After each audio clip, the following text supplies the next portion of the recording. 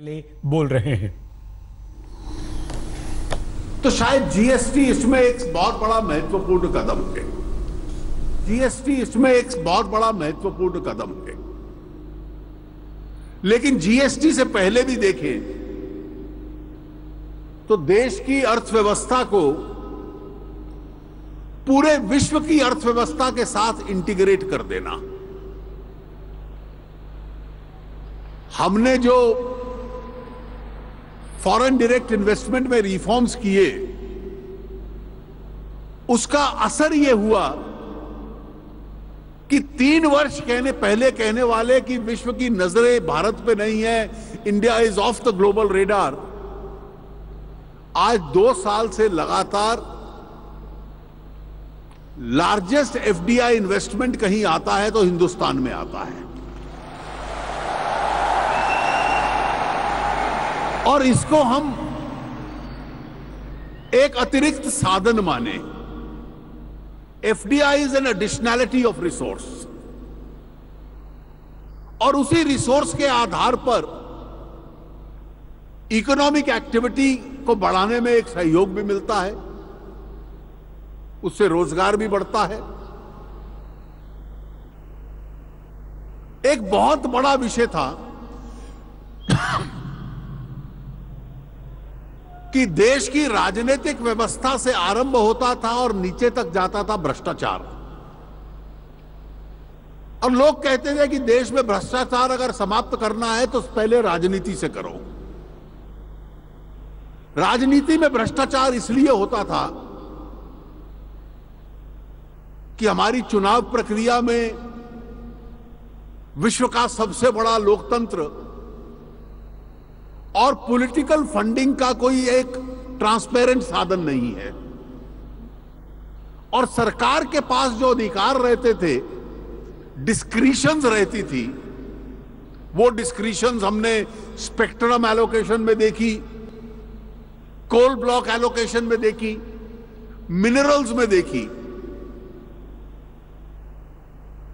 तो सरकार में मोदी जी का सबसे पहले आग्रह था कि इन तमाम डिस्क्रिशंस को समाप्त कर दो और मार्केट मैकेनिज्म के साथ एलोकेशन ऑफ रिसोर्सेज को जोड़ दो।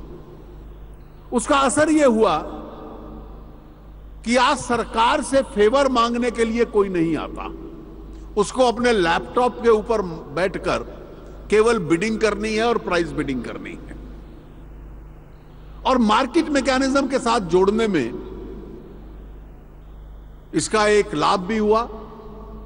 सरकार किसी विवाद में नहीं आई, कोई भ्रष्टाचार की गुंजाइश नहीं छोड़ी। और जो मैंने पिछले बजट में घोषणा की थी, जो पिछले बजट में मैंने घोषणा की थी, आने वाले कुछ दिनों में इलेक्टोरल बॉन्ड्स, जिसमें टैक्स पेड मनी के माध्यम से पॉलिटिकल फंडिंग हो, उसकी व्यवस्था पे भी हम काफी आगे बढ़ चुके हैं काम करने में। पॉलिटिकल फंडिंग को साफ करना एक बहुत बड़ी चुनौती है इस देश के सामने। ईज ऑफ डूइंग बिजनेस, हमने तो हमारी फाइनेंस मिनिस्ट्री में एफआईपीबी के सामने क्यों लगे रहते थे। 90% एफडीआई ऑटोमेटिक रूट से आ रही है। मैंने इस बार घोषणा करके उसको कार्यान्वित भी कर दिया कि एफआईपीबी को समाप्त कर दिया। उसका असर यह हुआ कि हमारे नॉर्थ ब्लॉक के कॉरिडोर्स खाली रहते हैं, अब कोई वहां आकर चक्कर नहीं लगाता। वो एक पॉलिसी फॉर्मुलेशन का मंत्रालय है।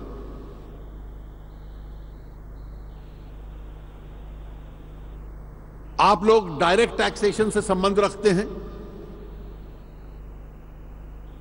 धीरे धीरे मैन्युफैक्चरिंग सेक्टर को डायरेक्ट टैक्स में हमने सुविधा दी। कंपनीज जो 50 करोड़ तक की हैं, उनको हमने 25% कर दिया टैक्स,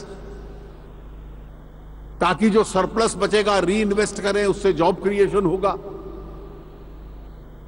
और टैक्सेशन व्यवस्था को भी रिटर्न फाइलिंग ऑनलाइन हो, क्वेरीज ऑनलाइन हो, असेसमेंट ऑर्डर ऑनलाइन आए, रिफंड ऑनलाइन हो, जिसमें फिजिकल कांटेक्ट असेसिंग अथॉरिटी का और असेसी का या किसी का न रहे।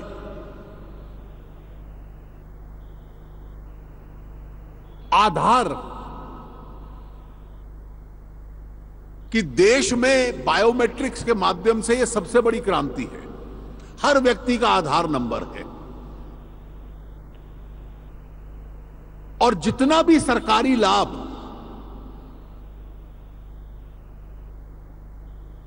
पहुंचाना है वो गरीब आदमी तक पहुंचे, उसके बैंक अकाउंट में पैसा जाए।